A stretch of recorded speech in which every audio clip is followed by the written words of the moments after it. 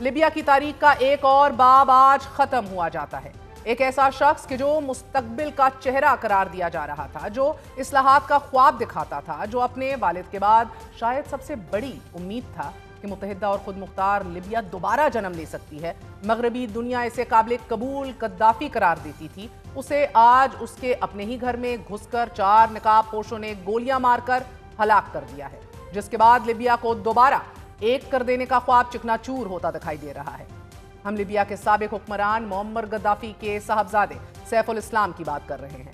2011 سے اپنے آبائی گھر میں مقیم سیف الاسلام کو زنتان کے ایک خاموش باغ میں، کہ جہاں وہ تنہائی میں شاید یہ سوچ رہا ہوگا کہ شاید اب بھی وقت ہے، شاید اب بھی لوگ اسے سن لیں، وہاں اس کی آواز ہمیشہ کے لیے خاموش کر دی گئی۔ اب لیبیا ٹکڑوں میں بٹی ہوئی ایک ایسی سرزمین بچی ہے کہ جہاں امید ختم ہو گئی ہے۔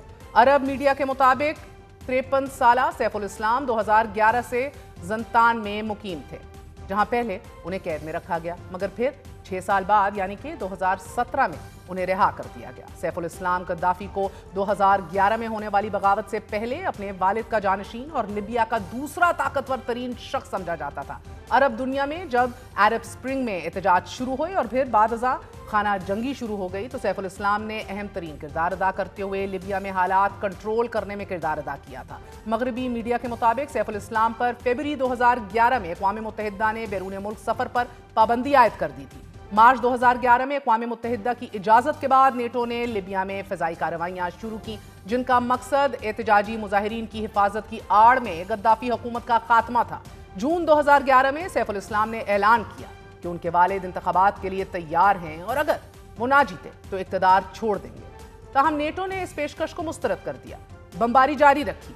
نیٹو فورسز کی بمباری کے نتیجے میں معمر غدافی انڈر گراؤنڈ چلے گئے۔ 20 اکتوبر 2011 تک اپنے آبائی شہر سرت میں لڑتے رہے اور پھر انہیں حملہ آوروں نے پکڑ لیا اور بعد ازاں گولی مار کر ہلاک کر دیا گیا۔ معمر غدافی کی لاش کا 4 دن تک پبلک ڈسپلے کیا گیا، جبکہ سیف الاسلام کو ایک ملیشیا نے قید کر لیا۔ 6 سال تک قید کے بعد 2017 میں انہیں رہا کر دیا گیا۔ منظر عام پر آنے کے بعد سیف الاسلام پر جنگی جرائم کے الزامات کے تحت لیبیا ہی میں مقدمہ چلائے جانے کا اعلان بھی کیا گیا۔ سیف الاسلام کے لیبیا پر اثر و رسوخ، ان کے انفلوئنس، ان کی آؤٹ ریچ، ان کی شخصیت پر نظر ڈالی جائے تو سیف الاسلام غدافی مغربی تعلیم یافتہ اور شائستہ گفتگو کے حامل سمجھے جاتے تھے۔ انہوں نے 2008 میں لنڈن اسکول آف اکنامکس سے ڈاکٹریٹ کی ڈگری بھی حاصل کی، پھر سن 2000 سے 2011 کے درمیان لیبیا اور مغرب کے تعلقات بہتر بنانے میں نمایاں کردار ادا کرتے رہے۔ سیف الاسلام نے امریکہ اور برطانیہ سمیت مغربی طاقتوں کے ساتھ جوہری مذاکرات میں حصہ لیا اور وہ لاکربی بم دھماکے، برلن نائٹ کلب اٹیکس اور ساتھ ساتھ UTA فلائٹ 772 کے متاثرین کے اہل خانہ کو معاوضہ دلانے کے عمل میں بھی پیش تھے۔ ناظرین، اس کے علاوہ انہوں نے لیبیا میں قید غیر ملکی طبی عملے کی رہائی میں ثالثی کی اور اس کے اندر بھرپور کردار ادا کیا۔ سیف الاسلام وہ پہلی عرب شخصیت تھے کہ جنہوں نے فلسطین اور اسرائیل تنازع کے حل کے لیے ایک غیر روایتی ویری انٹریڈیشنل تجاویز پیش کرتے ہوئے یہ کہا تھا کہ اس تنازع کا واحد حل ایک سیکولر ریاست کی تشکیل سے ہی حاصل کیا جا سکتا ہے۔ سیف الاسلام نے فلپین حکومت اور مورو اسلامک لبریشن فرنٹ کے درمیان امن مذاکرات کی میزبانی بھی کی اور اس ثالثی کے نتیجے میں ہی فلپائن حکومت اور مورو اسلامک لبریشن فرنٹ کے درمیان 2001 میں ایک معاہدہ طے پا گیا تھا۔ 2019 کو العربیہ اردو میں چھپنے والی ایک رپورٹ کے مطابق لیبیا میں انقلاب، معمر غدافی کی حکومت کے خاتمے اور پھر قتل کیے جانے کے 8 برس بعد بھی 47 سالہ سیف الاسلام غدافی کو لیبیا کے عوام کے ایک حصے کی بھرپور سپورٹ حاصل رہی۔ صدارتی انتخابات ہونے کی صورت میں وہ ایک سیاسی طاقت کے روپ میں نمودار ہونے کی صلاحیت رکھتا تھا اور بالخصوص رمضان سال کے اوائل میں ہی سیف الاسلام کو ایک بار پھر لیبیا کے سیاسی منظرنامے میں واپس لانے کی اندرونی اور بیرونی ملک کوششیں دیکھنے میں آ رہی تھیں اور اس کا مقصد لیبیا میں مصالحت کے عمل میں سیف الاسلام کے نمایاں کردار کو ممکن بنانا تھا۔ سیف الاسلام نے اپنی شخصیت کے ذریعے بعض صحافیوں اور میڈیا اداروں کے ساتھ نمودار ہونے کی منصوبہ بندی بھی کی تھی۔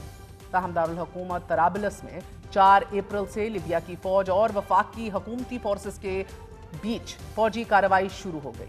اس کے سبب غدافی کا بیٹا حالات سازگار ہونے تک اپنے اس منصوبے پر عمل درآمد سے پیچھے ہٹ جانے پر ہی مجبور ہو گیا اور پھر سیف الاسلام کا سیاسی سفر اتار چڑھاؤ کا سفر رہا ہے، جہاں وہ وارث سے مفرور بھی ہو گئے۔ مگر ان کی طاقت کا اندازہ بی بی سی کی اس رپورٹ سے لگایا جا سکتا ہے ناظرین کہ جس میں بی بی سی لکھ رہا ہے کہ ایک بار سیف الاسلام کو شانزلیزے پر اپنی پورش گاڑی میں ڈرائیونگ کرتے ہوئے گرفتار کیا گیا، مگر اپنے انفلوئنس اور اثر و رسوخ کی وجہ سے انہیں رہا کرنا پڑ گیا۔ سیف الاسلام غزافی کی زندگی اصلاحات کے دعووں، اقتدار کے قریب رہنے اور طاقت کا بھرپور استعمال کرنے سے متنازع فیصلوں تک اور پھر سیاسی واپسی کی کوششوں سے جڑی رہی۔ ان کے قتل نے ایک بار پھر لیبیا کے غیر مستحکم سیاسی اور سیکیورٹی حالات کو نہ صرف نمایاں کر دیا ہے بلکہ یہ بھی واضح کر دیا ہے کہ دو انتہاؤں میں تقسیم لیبیا اب شاید متحد نہ ہو سکے۔